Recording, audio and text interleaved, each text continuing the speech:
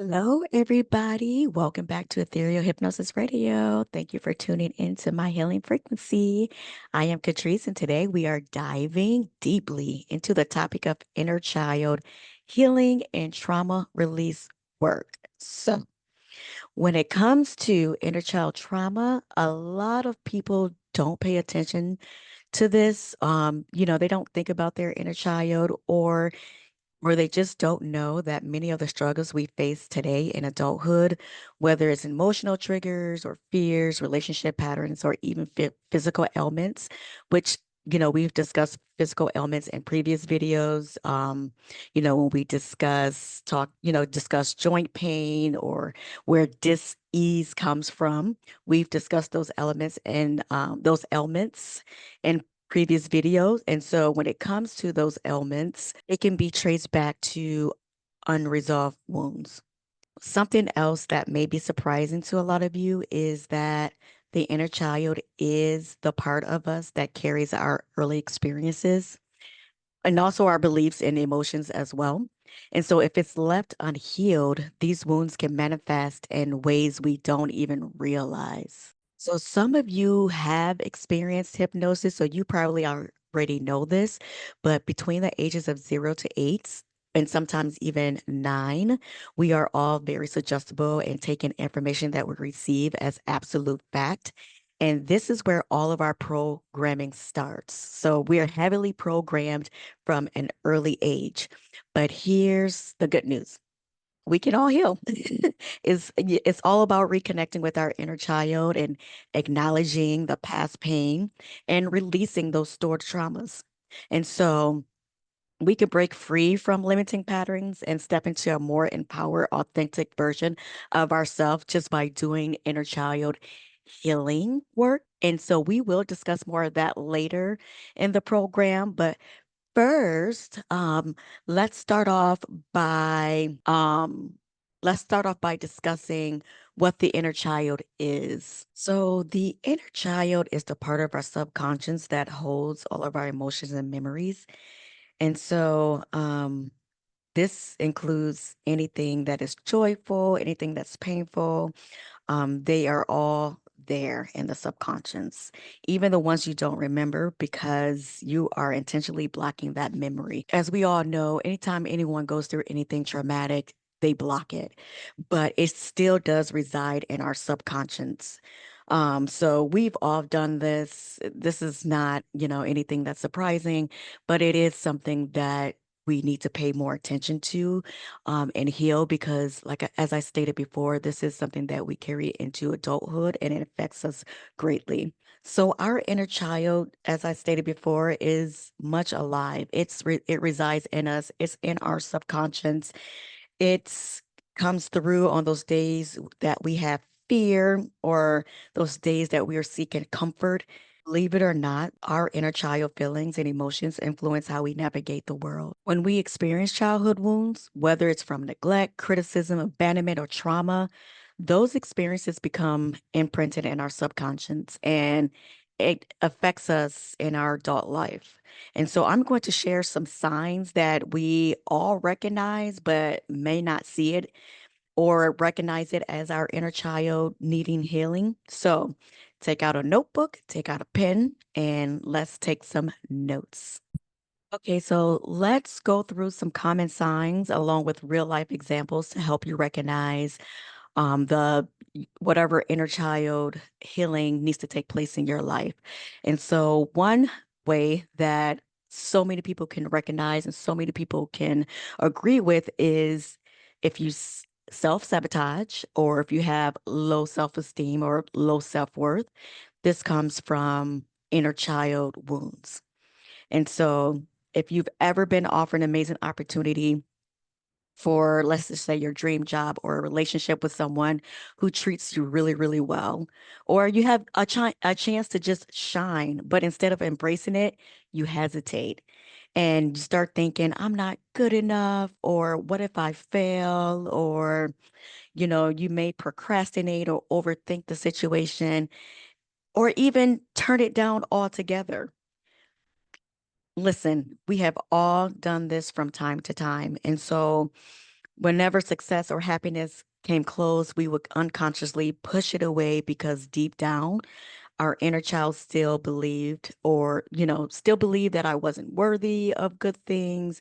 Or maybe you were afraid that if you did accept something amazing, you were afraid that you would lose it. Just like at one point you lost approval or you lost love or, validation as a child. And so we self-sabotage as a defense mechanism to avoid potential pain. And so, not at this moment, but I will give some pointers or some shadow work that you can do surrounding all of these real life examples. And so the next point I want to get to, which I touched on a little bit in the last video, is the fear of being abandoned or, receiving rejection. So let's see if any of you have ever felt anxious when someone takes too long to text back. Have you ever felt that? Or you worry that someone you will love will leave you, even if there's no real reason at all. That that is fear of abandonment. Some of you may have remembered feeling a deep sense of panic if a close friend or partner became distant, even slightly. It wasn't sadness creeping in, it was fear, a fear of being abandoned, the fear of not being enough to keep people around.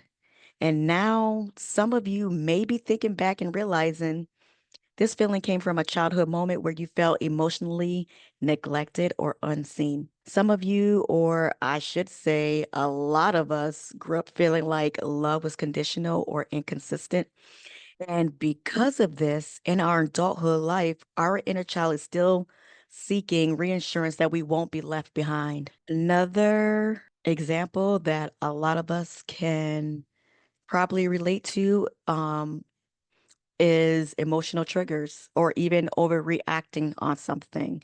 So I want you to think of a time when you had a situation where your reaction felt way bigger than the event itself. So maybe someone criticized you at work, and instead of brushing it off, you felt deeply hurt or angry for days. And, we've talked about holding on to anger and what those emotions do to their body and how it builds up over time when you don't work on it. But we'll get into that later. But let me give you an example of this. So you may have had a moment when a friend may made a small joke about you being too sensitive about something, and then you immediately felt anger and sadness way beyond what the situation called for. And so later you realize as a child, you will often be told to stop being dramatic, whenever you express your feelings, you're overreacting. But our parents meant well, but man, oh man, oh man, they should have just let us have our temper tantrums because allowing a kid to have temper tantrums and getting that out keeps them from building or keep them from trapping that energy in their bodies. But let's get back to the example. That small joke triggered an old wound. And that old wound is that, your inner child felt unheard or dismissed over and over again. And so when your friend or your coworker made that joke, you overreacted. It triggered that childhood memory when you had a tantrum that you were overreacting. And so just remember, anytime we overact to small things, it's often because our younger self is still carrying that original pain of not being able to get out that temper tantrum and being told that we're overreacting. So just think back to this part of this video when something of that nature happens to you moving forward. Now, how many of you find yourself being a people pleaser or you find it difficult to set boundaries? Yeah. This is a childhood, or this stems from a childhood wound. So if you ever struggled to say no, even when you really didn't want to do it or do something, or you felt guilty for putting yourself first, this is all childhood wounds. And so I'm not going to sit here and act like I have it all figured out because I don't. I have had moments where I was a people pleaser.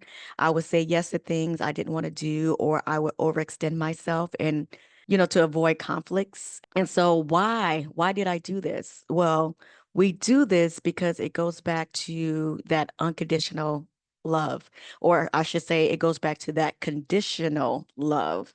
And this is when a lot of us growing up, we learned that love and approval were earned. We believe that if we didn't make people happy, they wouldn't want to be around us. The way society program us is not even funny. What is funny is breaking out of the matrix and making people aware. So, 1 point for me, 0 points for the matrix. Um, but no, for real.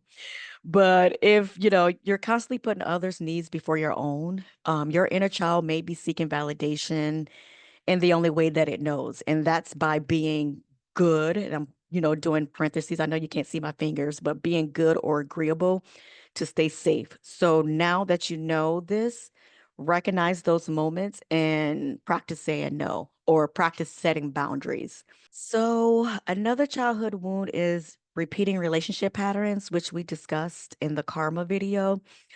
So I won't touch on this too much, but as I stated in that karma video or karmic karma video, we all have had these type of relationships. So if you've noticed, you keep attracting certain types of people and you find yourself in toxic relationships or even struggle to trust people, you may be wondering how this fits into your inner child wounds. Well, it does. And if you find yourself drawn to emotionally unavailable partners or people, at first, you may have thought that it's just bad luck or you just attract bad people. But then you start doing your inner child work, ha ha ha ha, or maybe even shadow work, and you realize that as a child, you had to work hard for love and attention. So deep down, your inner child believed that love was something you had to earn. So you keep choosing partners who reinforce that belief. And it goes back to that conditional love I spoke of. As a child, you felt like you had to earn love. So now that becomes your belief. So let's break this down. Let's break down beliefs. A belief is just something we keep telling ourselves until it comes true. That's it. We tell ourselves something over and over and over until it's true to us.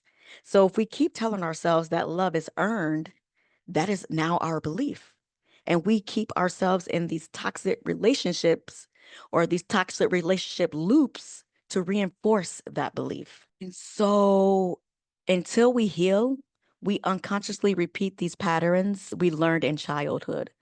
But the moment we recognize them, we can break free. And so I'm going to discuss one more inner child wound before moving on to ways that we can heal these wounds. So, I hope you're taking notes. Okay, so last but not least, if you have chronic anxiety or depression, this is an inner child wound. And it can be past life as well. So, but we're talking about inner child. This can come from inner child. So I want to start by saying this because, of course, our medical industry won't because they are all about the dollar bill. So they're not going to talk about inner child wounds. But if you are living with depression, you are living in the past. If you are living with anxiety, you are too worried about the future and you're not enjoying the present moment. So, if you are constantly feeling anxiety, even when there is nothing wrong, or you struggle with a sense of emptiness that you can't quite explain, you have inner child wounds, ladies and gentlemen. This may look like you are carrying a deep sense of unease or like you are always waiting for something bad to happen. If you look back, you may realize that as a child, you may have been hyper aware of your surroundings to stay safe.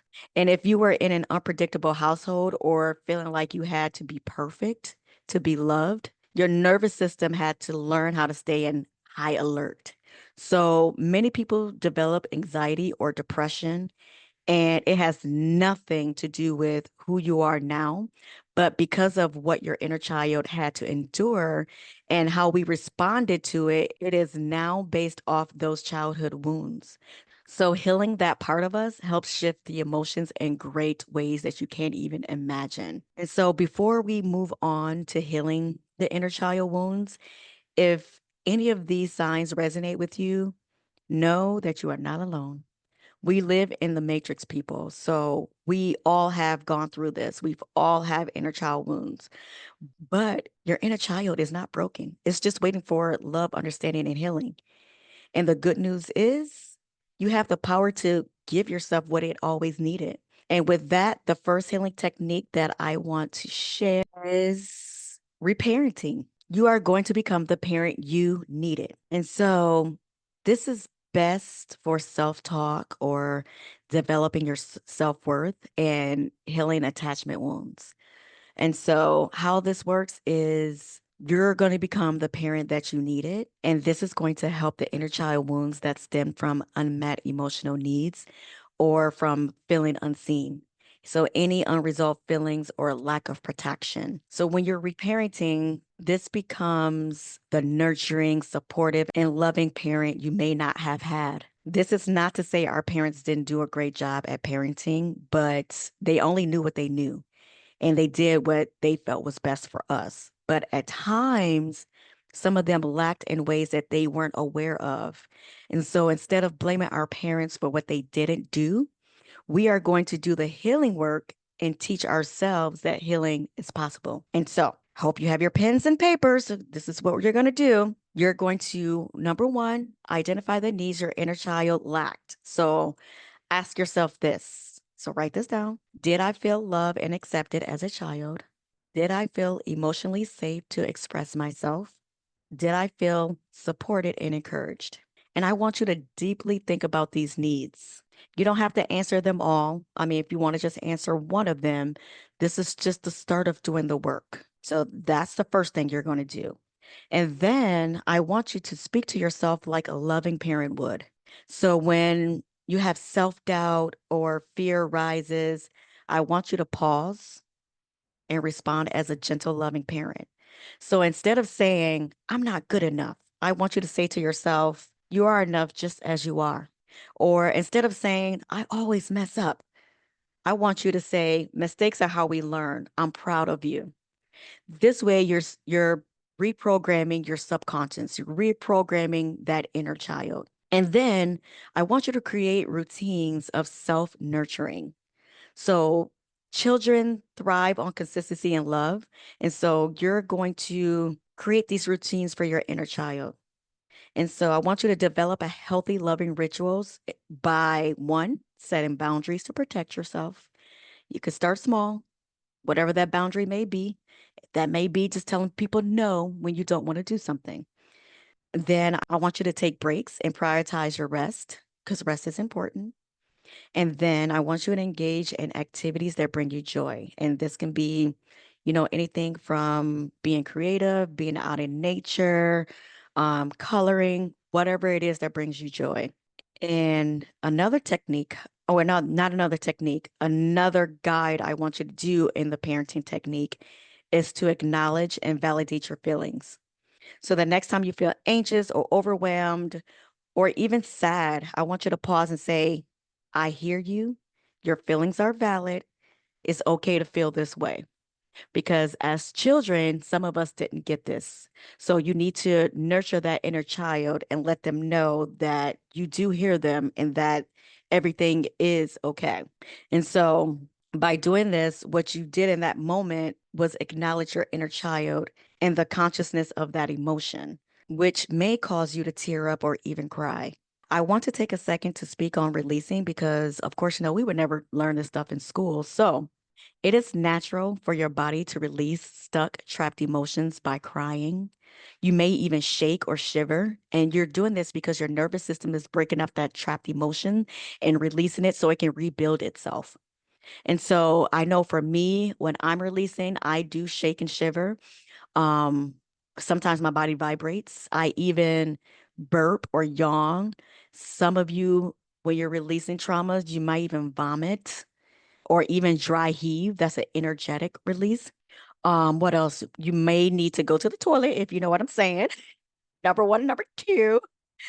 But I want to let you this so that you know it didn't catch you off guard if some of these things start happening while you're working on your inner child or even just doing shadow work. These are natural ways to release stored trauma. And so by doing these techniques, it works because you're building self-trust and emotional security with your inner child. It helps you rewire negative self-talk into self-compassion. And so this helps create a loving, supportive inner environment. Yes, I said inner environment because whatever is going on with you on the outside is a reflection of what's going on with you inside. And so doing these techniques really, really does help. Another technique I like to do is to journal and write letters to my inner child. And this is good for releasing emotions or understanding certain patterns and also connecting with your subconscious mind. So let's get into it. So shake out those hands, pick that pen back up, and let's take some notes. And so writing is a great healing tool because it allows you to access deep subconscious thoughts and emotions. And so what you're going to do is write a letter from your inner child to you. And so you're going to write as if you're going to write as if your inner child is speaking to you, your adult self. And so what you're going to ask is, what are you afraid of? And I want you to take the time and put some thought into this.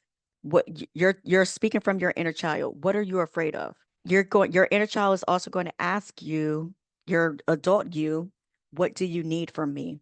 And then I want you to ask your inner child, how do you feel about your childhood? You don't need to answer all of the questions. Just focus on one and come back to the others another day if you feel like you need to do that.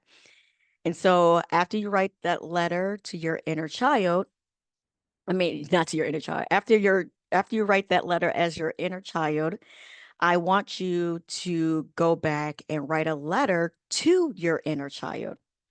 And so when you write this letter, you're going to write a response offering love and reassurance. And so it may start off with something like, I'm so sorry for the times you felt alone. You did not deserve that. And I am here for you now. Or, you might start it off by saying, hey, listen, you are safe, you are loved, and I will always protect you. Whatever comes to mind, write that letter to your inner child from your adult self. And you can also free write. So, just setting your timer for 5 to 10 minutes and just freely writing about your thoughts and emotions. Just let it flow. Just write whatever comes to mind with no judgment. This is a no judgment zone. When we're doing any type of inner child work or shadow work, there's no judge. As a matter of fact, there's no judgment, period. Don't judge anything.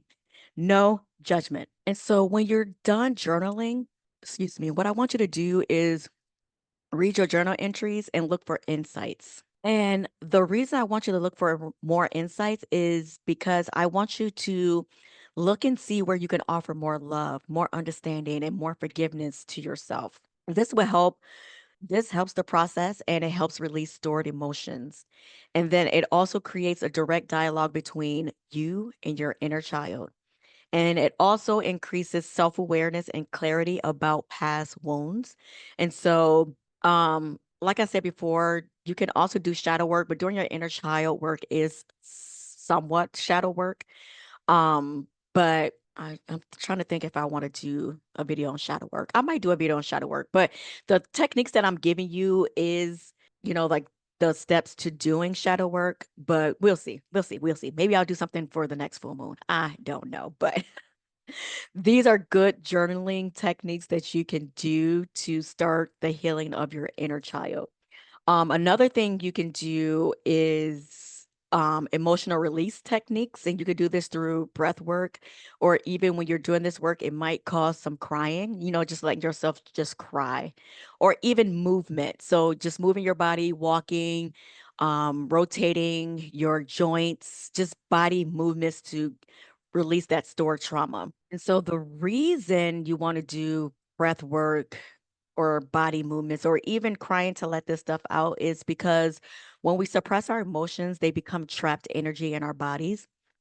And so releasing them through movement and breath work allows for deep healing and even sometimes sound. So, like listening to sound bowls or frequencies as well. And so, when you're doing, let's just say, breath work, try to consciously connect to breathing. Like really concentrate on that. Really concentrate on that and do like really deep, hard breathing to release those stuck emotions. And there's plenty of breath work videos here on YouTube that you can do. When my girl, my sister, my galactic sister Angela released her videos, I would definitely be posting them here on YouTube. But one person that I do like to listen to is Breathe with Sandy. Here on YouTube, he has amazing videos on breath work. You can also do some sound release and some crying. So just, if you feel like crying, just let yourself cry or, make some sounds. Like you can moan, you can hum, you can scream into a pillow, which I like doing. Even sometimes when I'm in a car by myself, I would just scream just to release any trapped emotions that I may have. And you can also release by movement and shaking. So, just standing and shaking your body, jumping up and down, running, walking. Because trauma is stored in the nervous system. And so any type of shaking or vibrating of the body helps release those stuck or stored emotions in the nervous system. I did speak earlier on the body naturally shaking and shivering, but you can also stand and just, shake your arms, your legs, and your torsos for like a minute or two at a time, just to release those stuck emotions in your nervous system. And I'm over here shaking my body while I'm talking, so my voice is probably shaking when I was saying that. But this works because you're releasing stored trauma from your nervous system. That's one. And then this also helps process emotions in a healthy, non-verbal way. It also resets the body into a state of calm and safety. And so, just start off small, trying some of these things and see how it works for you. And let us know down in the comments if you tried in any of these techniques or if you have some techniques that works for you that you like to do. You all know my favorite technique, which is hypnotherapy or, regression work. I highly recommend this because it gives you access to the subconscious mind, and this heals deep trauma and reprogramming. And so, of course, I speak on hypnotherapy and past life regression all the time. So, in hypnosis, your subconscious mind moves back, and your subconscious is now at the front. And so during the session, you are affirming that you are strong, you are loved, you are confident, and it's going into your subconscious, which holds all of your programming. And so this becomes your way of living and thinking. And this is the reason why I always suggest some type of hypnotherapy or regression work because the information goes directly into your subconscious. So any of you, if you want to book hypnotherapy or past life regression, just look in the description for my website or my email, and we can do that. But this is like my favorite technique, my favorite, because for those of you who have a hard time relaxing, having someone else guide you to that relaxation is very helpful. And so, yeah, past life regression or regression, even regression work or hypnotherapy is probably the top way for healing. And as you all know, past life regression is my favorite type of hypnosis because you are accessing your subconscious memories and reframing them for healing. And so for those of you that have had past life regression or even seen some videos previously, you know that hypnotherapy is done through a guided visualization and a deep relaxation, as I just stated. And you can revisit your childhood experiences. So you can set the intention that you want to revisit your childhood experiences and, go back and heal those wounds. And this can change how, certain wounds affect you today. And so for my newbies here that's new to hypnotherapy or past life regression sessions, for your inner child healing, if you're doing this, of course, a trained hypnotherapist like myself can guide you into this deep relaxation. And I know some of you have heard these steps before, so skip through if you don't want to hear them. But a trained hypnotherapist like myself can guide you through deep relaxation. I lead you to certain memories or feelings that's connected to your childhood wounds. And then I help you reframe those memories by seeing it with wisdom or bringing love to your younger self. And then when we finish up that session, you leave with a new healed perspective and subconscious reprogramming. And this works really, really well because you're directly accessing and healing your subconscious traumas. And this allows for deep emotional release and rewiring of beliefs, and so it also helps you feel lighter and more at peace and whole. So, yes, I gave you a lot to work with and to get started on, but just know that inner child healing is not a one and done. Healing in general is not a one and done. It's a lifelong journey, but every small step brings great transformation. So if you just take one thing from today's episode, let it be that you are worthy of healing, love, and inner peace. And so I encourage you guys to try one of the healing techniques we discussed today. And so start small, maybe, just a journal entry or maybe even a meditation. I have the 30 for 30 meditation going, the 30 for 30 meditation challenge going on now. Or you can even do something as small as speaking to yourself with more kindness. And I shouldn't even say small because speaking to yourself with kindness is huge, but it's a small step. But let's see, what else? Do I have anything else for you guys? Yes, I do. I do. So healing your inner child leads to incredible shifts in your life. And the reason why it does is because it makes you feel a lot more confidence and make you feel like you have a lot more self-worth. Self-worth. And when you feel like you have more confidence and self-worth, you stop seeking external validation and you embrace who you truly are. You embrace your true self. It also gives you emotional freedom because you become less reactive and more in control of your emotions. That's the thing too. Like we can't control the things that goes on outside of us, but we can control ourselves. We can control our emotions. It also helps you build healthier relationships. You attract relationships based on love and respect rather than old wounds. So, attracting those relationships from a healed perspective. It also gives you inner peace and joy. You reconnect with your authentic self and experience life with more playfulness and ease, bringing out that inner child, being more playful, being more happy. It's just a wonderful thing. And you also break generational trauma. That is so important. You stop passing down emotional pain and create a new, healthier legacy. And like I said before, our parents only knew what they knew. And so, some of that emotional baggage got passed down to us because we handle things the way that they handle things. And so breaking that generational trauma is so important because now starting with you, your generations to come don't have to deal with these emotional baggages and traumas. But that is all that I have for today. I would love to hear your story. Um, Hit that thumbs up, share this video, be sure to subscribe so you don't miss out on future videos. And I thank you all for being here and for choosing this healing and walking this journey with me. And so until next time, be gentle with yourself. You deserve it. I'll see you in the next one.